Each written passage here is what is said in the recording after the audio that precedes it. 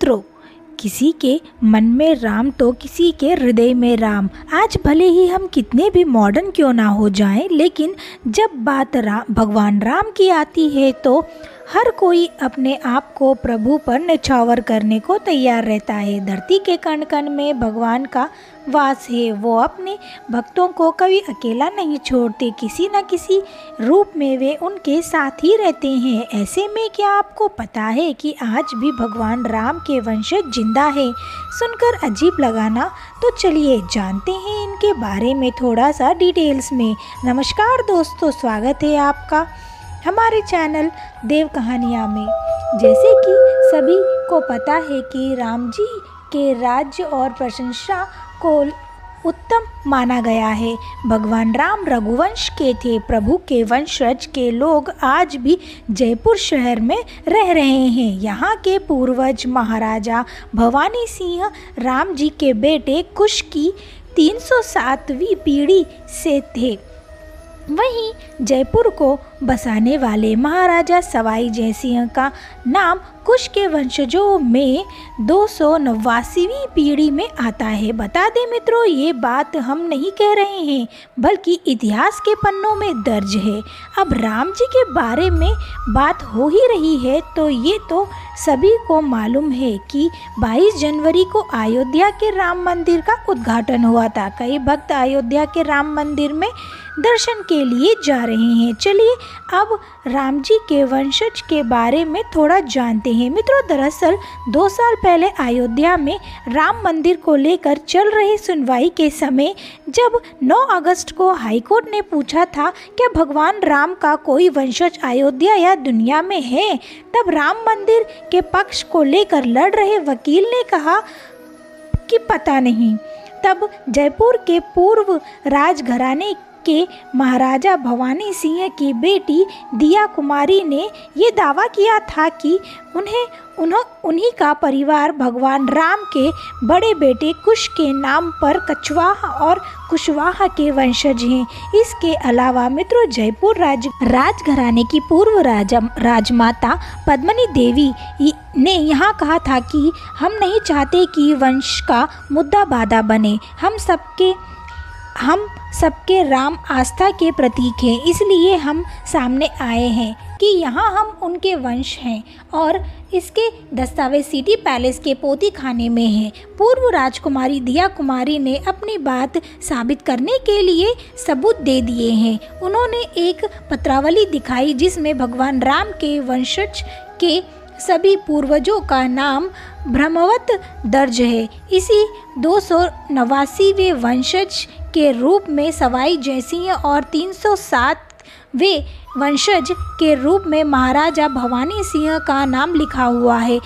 इसी के साथ पोतीखाने के नक्शे भी मिले हैं। कहते हैं कि मित्रों, 9 दस्तावेज और 2 नक्शे ये साबित करते हैं कि अयोध्या के जयसिंहपुरा और राम जन्म स्थान सवाई जयसिंह द्वितीय के अधीन थे।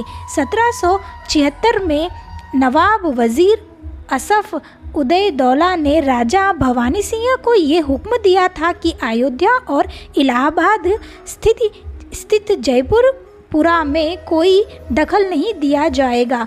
इन सभी ने हमेशा कछवाहा वंश की ही रहेगी। बता दें कि औरंगजेब के मर जाने के बाद सवाई जयसिंह द्वितीय ने हिंदू धार्मिक कई जगहों में कई ज़मीनें खरीदी। 1717 से 1725 में अयोध्या में राम जन्मस्थान मंदिर बनाया था। सिटी पैलेस के ओएसटी रामदेव का कहना है कि कछवाहा वंश को भगवान राम के बड़े बेटे कुश के नाम पर कुशवाहा वंश भी कहा जाता है।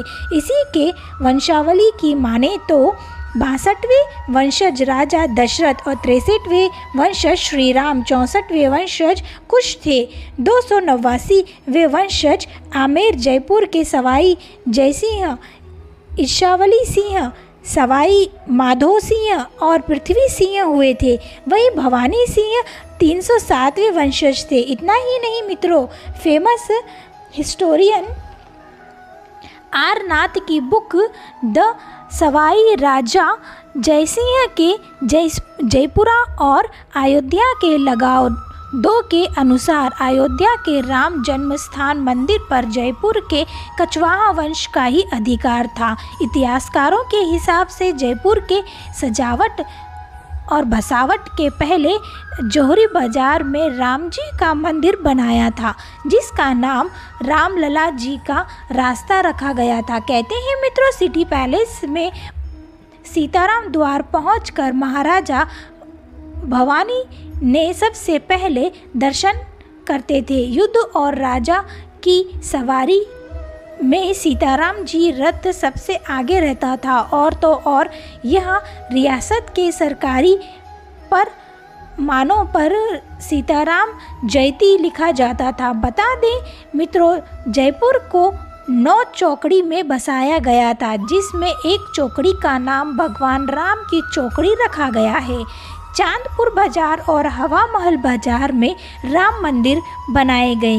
इसी तरह सवाई जयसिंह ने राम जी की ही तरह जयपुर की स्थापना की समय राजसूय यज्ञ और अश्वमेध यज्ञ भी करवाए। बता दें कि मित्रों, राम जी ने राजकुमार कुश को दक्षिण कौशल, कुश स्थलीय कुशावली और अयोध्या राज्य सौंपा, तो वही लव को पंजाब ने लाहौर की राजधानी बनाया। तक्षशिला में भरत के बेटे पुक्ष, अरावती पेशावर में पुष्कर को राज्य मिला।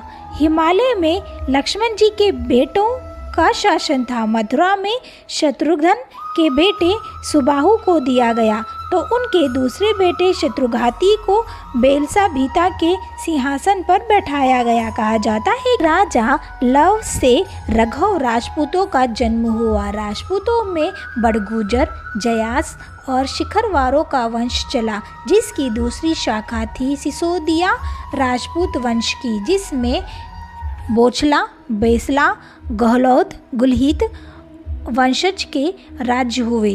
कुश के कुशवाहा राजपूतों का वंश बढ़ा। आगे चलकर कुशवाहा कुश, मौर्य, सैन्य, शाक्य संप्रदाय की स्थापना मानी जाती है। और तो और सूर्य वंश भी कुशवाहा से निकला। कुशवाहा की 50वीं पीढ़ी में शल्य, जो महाभारत युद्ध में कौरवों की तरफ से लड़े थे, जो लोग खुद को शाक्य वंशी कहते थे, वो भी भगवान राम के ही वंशज हैं। इसी के साथ आपको बता दें कि कैसे हुई लव और कुश की मौत। मित्रों, जैसे कि सबको पता है, जब माता सीता धरती माँ की गोद में समा गई थी, तब कुछ सालों बाद राम को लेने यमराज आए थे और उन्होंने राम जी से विनती की, प्रभु, धरती पर आपका समय पूरा हो चुका है, आपको वैकुंठ के लिए चलना होगा। यमराज की बात सुनकर प्रभु ने अपने भाई भरत को अयोध्या का राजा बनाना चाहा, लेकिन भरत राजा बनने के लिए तैयार नहीं हुए थे, जिसके बाद उन्होंने राम जी के बेटे कुश को राजगद्दी सौंपी। स्वयं सखू नदी में जाकर जल समाधि ले ली। बता दें कि राजा भरत के 2 बेटे थे, ताश और पुष्कर। लक्ष्मण के बेटे थे चित्रांगन और चित्रकेतु। शत्रुघ्न के बेटे थे सुबाहु और शूरसेन। पहले मथुरा का नाम भी शूरसेन था। लव और कुश राम जी के जुड़वा बेटे थे। प्रभु राम के जाने के बाद दक्षिण कौशल प्रदेश यानी छत्तीसगढ़ में कुश और उत्तर प्रदेश में लव को राजा बनाया गया। मान्यताओं की माने तो लव ने लवपुरी नगर की स्थापना की, जो आज के समय में भारत के पड़ोसी देश पाकिस्तान के शहर लाहौर में है। यहाँ के एक किले में लव का एक मंदिर भी बना हुआ है। और दोस्तों, आपको बता दें कि लव और कुश अपने पूर्वजों की तरह पराक्रमी राजा तो नहीं थे, क्योंकि उन्होंने सांपों को मारने की कोशिश की थी। हुआ दरअसल ये था कि एक बार सांपों ने ऋषि अगस्त्य द्वारा राम जी को दिया बहुमूल्य पत्थर चुरा लिया था।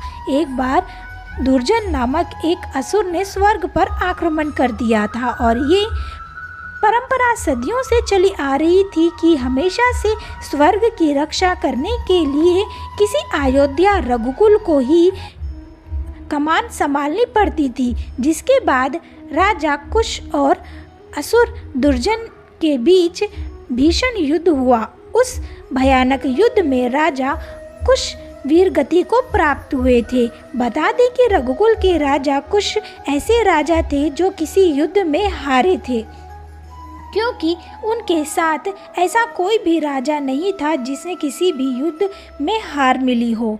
और राजा कुश के मरने के बाद उनके बेटे अतिथि को राजा बनाया गया। अतिथि अपने पूर्वजों की तरह एक वीर शासक और योद्धा था। कुलगुरु वशिष्ठ मुनि की अगुवाई में उन्होंने अच्छे तरीके से राज्य किया और अपने पूर्वजों के गौरव को आगे बढ़ाया। वहीं अतिथि के बाद उनके बेटे निषद राजा बने। वे भी अपने पूर्वजों की तरह ही प्रभावी राजा थे और अयोध्या के लिए हमेशा तत्पर रहते थे। उनके बाद उनके बेटे नर को राजा बनाया गया, लेकिन राजा नर को राजपाट में कोई रुचि नहीं थी, जिसके बाद वे राजपाट को त्याग कर कुछ ऋषि मुनियों के साथ जंगल की तरफ तपस्या करने चले गए थे। राजा के जाने के बाद अयोध्या की प्रजा को देखने वाला कोई नहीं था, जिसकी वजह से उनके बेटे नव को बाल्यपन में ही राजा मान लिया गया था। शास्त्रों में बताया गया है कि नव 12 वर्ष की उम्र में ही अयोध्या के राजा बन गए थे। इसी तरह रघुकुल के वंशज बढ़ते बढ़ते महाभारत काल आ पहुंचा। उस समय राम जी के वंश के राजा ब्रहबल थे। उनके बारे में भी महाभारत में बताया गया है। मित्रों, वो एक दयालु शासक और साहसी योद्धा थे। उन्होंने महाभारत के युद्ध में कौरवों की तरफ से लड़ाई की थी। कुरुक्षेत्र की युद्ध भूमि में ब्रहबल और अभिमन्यु के बीच युद्ध हुआ और अभिमन्यु के घातक वार से राज ब्रदबल की मृत्यु हो गई थी। अब आपको कौरवों की तरफ से लड़ने वाले एक ऐसे राजा के बारे में बताते हैं जिनके प्रदर्शन की कहानी बहुत ही कम लोगों ने सुनी होगी। महाभारत के द्रोणा पर्व के 27वें अध्याय में युद्ध के 12वें दिन इनके बारे में जिक्र मिलता है कि जब राजा भगदत्त और अर्जुन एक दूसरे के आमने सामने आए, दोनों के बीच एक ऐसा भयानक युद्ध चल रहा था जिसके बीच में आना किसी की हिम्मत नहीं थी। लेकिन तभी एक ऐसा पल आया कि राजा भगदत्त ने अर्जुन को अपने हाथी के पैरों के नीचे कुचलने वाले थे, लेकिन कृष्ण जी ने उस समय अर्जुन के प्राण बचा लिए थे। जिसके कुछ ही देर बाद दोबारा राजा भगदत्त ने अर्जुन पर हमला किया। तब कुंती पुत्र ने उनके सारे बाण विफल कर दिए। इसके बाद राजा भगदत्त बहुत घायल हो गए थे। तभी राजा भगदत्त को गुस्सा आया और अपने वैष्णव शस्त्र से उन्होंने अर्जुन पर वार कर दिया, लेकिन उस बाण के बीच भगवान श्री कृष्ण आ गए। उसके बाद वो दिव्यास्त्र उन्हें प्रणाम करते हुए वैजयंती माला में बदल गया। ऐसा होता देख राजा का गुस्सा 7वें आसमान पर पहुंच गया, जिसके बाद कृष्ण जी समझ गए थे कि भगदत्त का आखिरी समय पास है। फिर उन्होंने अर्जुन को उसका वध करने का आदेश दिया। कान्हा पार्थ को भगदत्त के विचित्र मुंह का रहस्य बताते हुए ये कहते हैं कि उनकी उम्र बहुत ज़्यादा है, जिसकी वजह से उनके चेहरे पर बहुत झुर्रियाँ हो गई हैं और हमेशा उनकी पलकें झुकी रहती हैं और तो और आंखें बंद रहती हैं। वो अपनी आंखों को खुले रखने के लिए माथे पर पट्टी का इस्तेमाल करते हैं। जब अर्जुन श्री कृष्ण जी की पूरी बात सुन लेते हैं, तब वो अपने समझदारी का परिचय देते हुए सबसे पहले राजा भगदत्त की पट्टी पर निशाना लगाते हैं, जिसके बाद वो पट्टी कट कर नीचे गिर गई और जैसे ही वह नीचे गिरी उनकी आंखें बंद हो गई। तभी मौका देखकर अर्जुन ने उसे मौत के घाट उतार दिया। बता दें कि उस समय लड़ाई के मैदान में बस भगदत्त ही सबसे बुजुर्ग योद्धा थे, लेकिन बूढ़ा होने के बाद भी वे भीम, सत्याकी और अभिमन्यु जैसे महान वीर पराक्रमी योद्धाओं पर भारी पड़ जाते थे। तो मित्रों, आज की वीडियो में बस इतना ही। अगर आप भगवान श्री राम के सच्चे भक्त हैं तो कमेंट में जय श्री राम जरूर लिखिए और हमारी वीडियो को लाइक करिए और ज़्यादा से ज़्यादा शेयर करिए और हमारे चैनल को सब्सक्राइब करिए।